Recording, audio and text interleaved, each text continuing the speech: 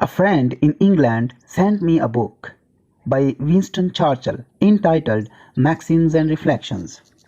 In this book, Churchill tells of the British General Tweeder, who commanded a division of the British Fifth Army which faced the Great German Assault in March 1918. The odds were heavily against him, but General Tweeder knew how to meet an apparently immovable and undefeatable obstacle. His method was simple. He merely stood and let the obstacle break on him, and he, in turn, broke the obstacle. Here is what Churchill said about General Tweeder. This is a very great sentence, and it is filled with power. The impression I had of Tweeder was of an iron peg, hammered into the frozen ground, immovable. General Tweeder knew how to stand up to an obstacle. Just stand up to it, that's all, and don't give way under it, and it will finally break. You will break it. Something has to break, and it won't be you. It will be the obstacle. You can do this when you have faith. Faith in God and faith in yourself. Faith is the chief quality you need. It is enough. In fact, it is more than enough.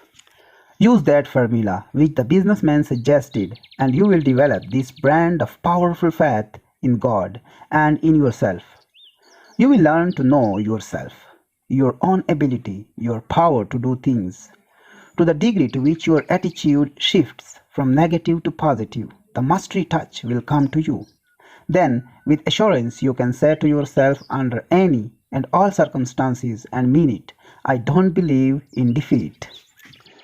Take the story of Gonzalez, who won the national tennis championship a few years ago in a grueling battle.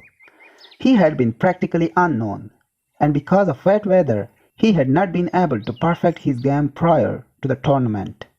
The sports writer of a metropolitan newspaper, in analyzing Gonzalez, said that there were certain defects in his techniques, and gave it as his opinion that probably greater champions had played on the courts. However, he credited Gonzalez with a marvelous serve and a skillful volley.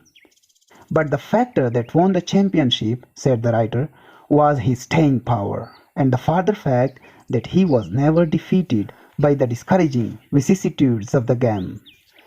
That is one of the most subtle lines I have ever read in any sports story. He was never defeated by the discouraging vicissitudes of the game. It means, does it not, that when the game seemed to go against him, he did not let discouragement creep in nor negative thoughts dominate, and thus lose the power needed to win. This mental and spiritual quality made that man a champion. He was able to face obstacles, to stand up to them and overcome them. Faith supplies staying power. It contains dynamic to keep one going when the going is hard.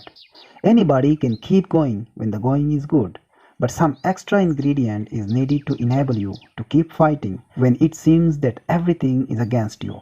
It is a great secret, that of never being defeated by the discouraging vicissitudes of the game.